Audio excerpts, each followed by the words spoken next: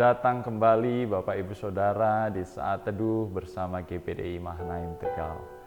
Senang sekali kita bisa berada di tempat ini dan kita akan mempelajari mengenai kasih karunia di dalam kekristenan. Ini adalah suatu terminologi yang dasar yang sering mungkin Anda dengar tentang kasih karunia, tentang anugerah. Ya, dalam bahasa Inggris disebut grace. Mungkin salah satu teman saudara ada yang namanya Grace atau anak saudara. Kan sesuatu yang sering kita dengar. Tetapi apa itu kasih karunia? Kasih karunia itu hadir dari mulanya. Ia membawa segala sesuatu yang baik. Mari kita baca ayat ini, ayat yang sudah sering Bapak Ibu Saudara mengerti dari Kejadian pasal yang pertama. Kejadian pertama ayat yang ke-31 mengatakan demikian. Maka Allah melihat segala yang dijadikannya itu sungguh amat baik.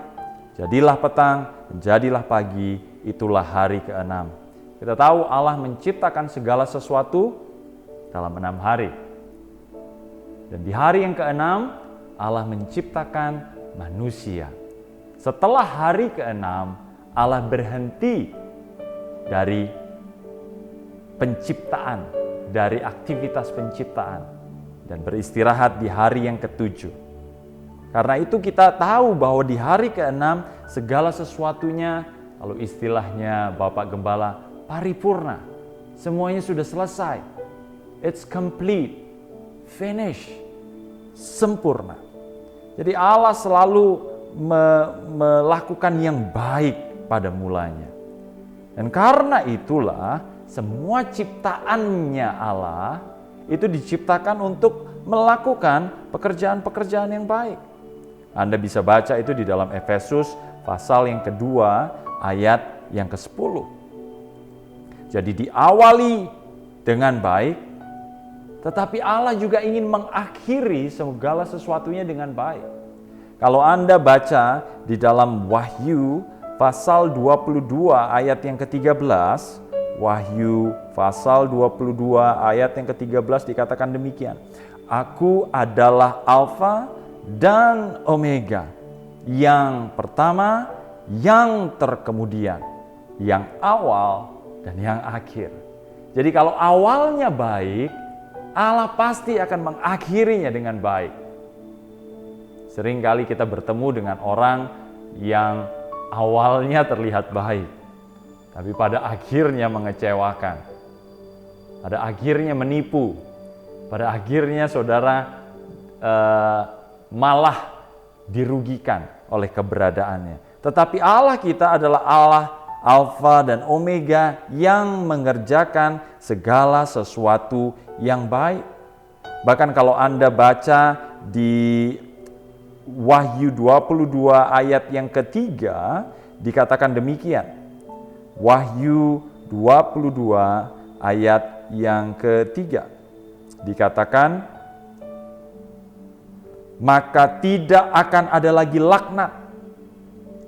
Tahta Allah dan tahta anak domba akan ada di dalamnya dan hamba-hambanya akan beribadah kepadanya. Ini adalah gambaran dari akhir yang Tuhan janjikan, bahwa segala sesuatunya akan menjadi baik, tidak akan ada lagi segala sesuatu yang jahat. Lalu segala sesuatu yang jahat itu asalnya dari mana? Dari kesalahan, dari yang timbul di dalam diri manusia. Bahkan saya pernah menjelaskan, iblis itu jatuh dari posisinya sebagai malaikat karena ada yang jahat yang muncul di dalam dirinya. Tetapi kasih karunia Allah tersedia untuk bisa mengangkat seseorang dari kejahatannya untuk kemudian naik dan menerima segala sesuatu yang baik yang Tuhan sudah sediakan. Setiap orang yang lahir di dunia ini, mereka lahir karena kasih karunia Allah. Dan mereka bisa mendengar berita tentang kasih karunia itu. Berita tentang kasih karunia itu yang sering kita sebut sebagai berita Injil atau kabar baik.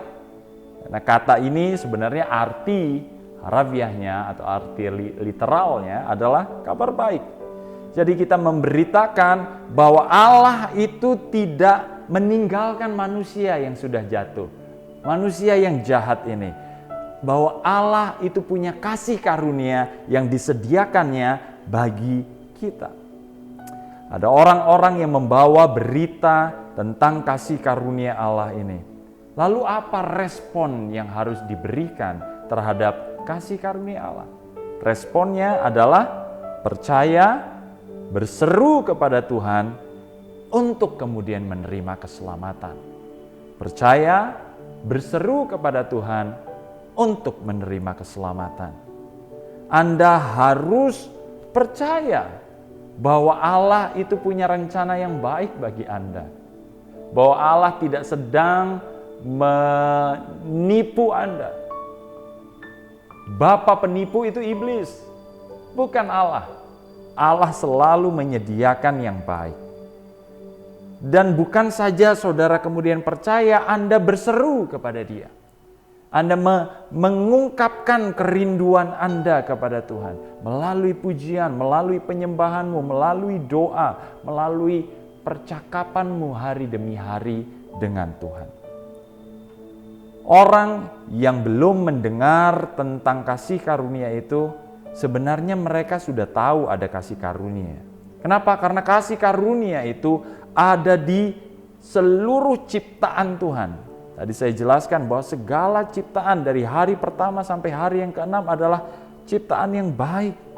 Sehingga seharusnya setiap orang bisa mengenal bahwa ada Allah, ada sang kasih karunia itu melalui segala ciptaan yang ada. Bapak, Ibu, Saudara, percayalah bahwa kasih karunia itu diberikan oleh Allah. Dan di dalamnya tidak ada bayang-bayang perubahan. Tuhan tidak akan menyembunyikan itu dari Anda. Mari kita berdoa. Tuhan Yesus, terima kasih untuk kasih karunia-Mu. Kami percaya Tuhan, Kau memulai dengan yang baik. Engkau akan mengakhiri dengan yang baik. Kami mungkin bersalah dan kami memang bersalah. Tetapi kasih karunia-Mu mengangkat kami kembali untuk kami menerima segala yang baik dari Allah. Biar kami percaya, biar kami berseru, dan biar kami mendapatkan keselamatan itu ketika kami memandang kepada Engkau, Sang Kasih Karunia. Di dalam nama Tuhan Yesus. Haleluya. Amin.